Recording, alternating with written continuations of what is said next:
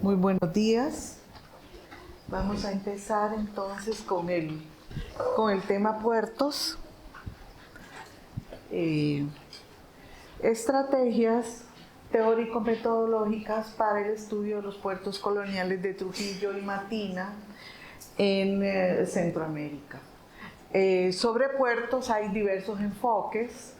Hay muchos sobre la historia urbana, revisando la historiografía tradicional. Hay diversas posiciones respecto al estudio de puertos. Repito, historia urbana, historia económica y social, historia social y demográfica. Y se ve la necesidad de fortalecer estos enfoques a menudo extraídos de otras disciplinas. Voy a empezar por la historiografía tradicional de puertos. Mi punto de partida como experiencia de investigación fue el enorme trabajo de Fernand Braudel sobre el Mediterráneo en la época de Felipe II. Desde una perspectiva de la historia total, esa fue la elección en ese momento. Hay otras posiciones al respecto, pero esa fue la elección que hice. Y nos dice Braudel: la fuerza de estos centros de atracción, se refiere a los puertos, a veces efímeros, es tanto más comprensible cuanto que los pueblos marineros, lo mismo en el Mediterráneo que en otras partes, son esencialmente vagabundos, propicios a las emigraciones y a las mudanzas. Otro de los autores es Jacob Price, es un estadounidense, quien investiga, por ejemplo, cómo los puertos, como Nueva York, a finales del siglo XIX, comenzaron a sustituir y a sobrepasar económicamente a los puertos coloniales de los Estados Unidos, como Boston o bien Charleston. Él empieza comenzando con el nexo entre el interland o hinterland, como quieran, y la entidad portuaria. También analiza el sector de los servicios, transporte, la comercialización y la ocupación de los habitantes de los puertos. Otros autores como Grant y Sokolov trabajan Suramérica. Sokolov, por ejemplo, es bien interesante, es una autora que estudia el puerto fronterizo hasta el siglo XVI y XVII de Buenos Aires, y cómo ya se consolida como puerto principal en Suramérica en los siglos XVIII y XIX. Entonces también analizan la población, las ocupaciones, el sector servicios y el comercio. Antonio García de León nos pone en otra dimensión, en la dimensión Caribe, y dice que los puertos tienen esa doble función de conectar mercados internos con los mercados externos y viceversa, además de configurar su propio hinterland. Por eso en el Caribe la historia general invadió la historia local, y esta última es inseparable de los espacios geoeconómicos a gran escala. Otros autores clásicos, como verán las fechas de estos autores, y que yo tuve que recurrir en estos libros, especialmente el libro del puerto de Trujillo, recientemente reeditado, y también en el libro que yo le digo el libro del puerto de Matina, pero en realidad es un estudio de los pequeños puertos del Caribe de Costa Rica, teniendo Matina como el más importante. Entonces aquí vamos a tener a Sempat Asadorian, José Carlos Chiaramonte y Juan Carlos Garavaglia. Estos Sempat Asadorian, por ejemplo, ya relaciona el puerto con la salida del excedente. Vale la pena afirmar una cosa importante: estos historiadores no estudian puertos en específico.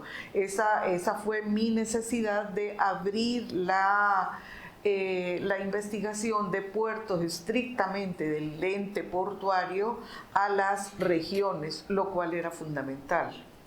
a las regiones y los mercados. Garavaglia, por ejemplo, tiene un estudio clásico del mercado interno en el Paraguay, y Chiaramonte también analiza la relevancia del capital comercial en la economía mexicana y su dominio sobre los productos locales y regionales. Y además Chiaramonte se muestra escéptico sobre el uso del término mercado interno. Igual que Manuel mencionaba, también en eso coincidimos bastante, los estudios de Ruggiero Romano y de Carmagnani en ese sentido, sobre el concepto de mercado interno y economía colonial en general. Desde la perspectiva, el punto de ruptura de la visión tradicional es la necesidad de estudiar el puerto desde el plano social, y en este sentido la preocupación del autor es inducir al análisis de los sujetos involucrados, ya que los estudios tradicionales tienden a olvidar que estos espacios están poblados por personas y por lo tanto todo puerto es en sí mismo una entidad humana. Aquí teóricamente estoy agregando otro elemento importante, que es el de la sociedad y más adelante también de la cultura. Entonces aquí vamos a tener algunos conceptos que van a ser muy importantes, como los trabajos de Braudel, Lees, Knight, Quet, Graham sobre el concepto de puertos. Ahora, junto con la parte teórica e historiográfica, me refiero sobre todo a la investigación de puertos y al concepto de puerto como tal. El concepto de puerto lo tomo del autor español Fernando Monge, donde habla del puerto como una entidad. Voy a ver si la encuentro aquí. Tuve un problema con no sé si se podrá cambiar, aunque me quiten un tiempo, la presentación, porque esta no es... Bueno, lo que lleva a esto de presentar, estas situaciones suceden, ¿verdad? No es la primera vez que pasa, así que les pido un poquito de paciencia. Pasaríamos, como les decía, hice un análisis primero historiográfico de la situación y de la ubicación de los puertos, los conceptos utilizados por los autores, y no solo el concepto de puertos en particular, que sería bastante fácil, ¿verdad? Palabra que no me gusta. Por lo tanto, también trato de indagar en la situación del mercado interno, los mercados y la relación entre estas regiones. Una cuestión fundamental que yo trabajo, en el caso de Trujillo lo tuve más claro y en el de Matina menos claro, dado que son los dos puertos que he investigado, es el concepto de región. Si estos puertos fueron una región económica y social o no lo fueron. En el caso del puerto de Trujillo, me salvó haber encontrado un extenso padrón de población de Trujillo y reunirlo con el aspecto social. El aspecto social es fundamental y como se menciona pues en la presentación. En el caso de Matina, un puerto más diluido, y como mencionaba Manuel en su presentación, el problema de Matina es que, bueno, la circulación monetaria no se dio tan formalmente como él de una manera tan correcta lo ha explicado. En el caso de Matina, por ejemplo, circula más el cacao como moneda alternativa. Hemos aprendido muchísimo, por cierto, de los trabajos de Manuel Chacón, y por otro lado circula bastante el contrabando. En el caso de Trujillo, que me toca comparar, va a tener mayor existencia de circulación a pesar de ser un puerto secundario. De ninguna manera estoy diciendo que se compara con Veracruz, Cartagena de Indias o Panamá o la misma Habana, ¿verdad?, en Cuba, sino que en este sentido el puerto de Trujillo se va a ver monetarizado artificialmente por la existencia y el envío del situado de La Habana, el situado de La Habana que no es más que lo que viene de Nueva España hacia La Habana, y de La Habana dedican una pequeña parte al situado de guerra de Trujillo. Entonces Trujillo de repente, hacia finales del siglo XVIII, se monetariza. De alguna manera, por ahí tenemos algunos datos de Matina y de la circulación, digamos, de cierto dinero en Matina con el situado de guerra que ha investigado Esteban Corella también. Otro asunto importante, podemos ver la presentación, podemos ponerla si quieren. Sí, porque para ir terminando, estrategias teórico-metodológicas, sí. Realmente me asustó cuando empecé a ver, pero al mal tiempo buena cara, como digo siempre. Entonces, aquí nos quedamos por aquí. Es claro que Trujillo, en el periodo de estudio, creó y recreó un espacio de influencia alrededor de su jurisdicción tradicional y mantenía nexos económicos y sociales con, por ejemplo, con el interior de Honduras, también con El Salvador, Nicaragua, y sus lazos llegaban hasta la misma Guatemala. En el caso de Matina va a tener un mercado mucho más restringido, dirigido hacia el interior del Valle Central, que a su vez se bifurca hacia Nicaragua con el comercio del cacao, pero sobre todo es un mercado mucho más limitado, y el mercado que ha sido menos estudiado, que tiene que ver con el contrabando. Aquí podemos ver la ubicación de Trujillo. Este es el puerto. En realidad, autores como Price u otros hablan de voy a señalar, hablan de la ubicación del puerto, dónde se desembarca. Este es el sitio de desembarco en el puerto de Castilla. Esta es la bahía de Trujillo, y al fondo tenemos la ciudad y la fortaleza.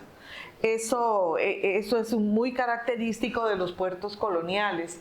También se llevan a cabo en este sentido algunos desembarcos sin muelles, son de embarcaderos únicamente lo que vamos a tener en Matina y Trujillo en este sentido. Entonces, como les había mencionado, aquí el problema fundamental es cómo yo he logrado unir el puerto con las regiones y las regiones con los mercados. Hay mucha divergencia, hay mucho debate con relación a esto. Por ejemplo, tanto que menciona Manuel Chacón, a Ruggiero Romano y a Carmagnani, estos autores sostienen que mercado interno realmente no existe. Más recientemente, Ruggiero Romano y Marcelo Carmagnani han puesto en duda la noción de mercado interno, puesto que existen lugares físicos llamados mercados, en los que no acontecen operaciones de compra-venta en términos monetarios, sino de simple y elemental trueque. Eso nos pasa con Matina, menos con Trujillo, pero mucho más con Matina, tal y como lo habíamos visto. De igual manera, se olvida que para hablar de mercado interno sería necesario constatar una geografía de precios suficientemente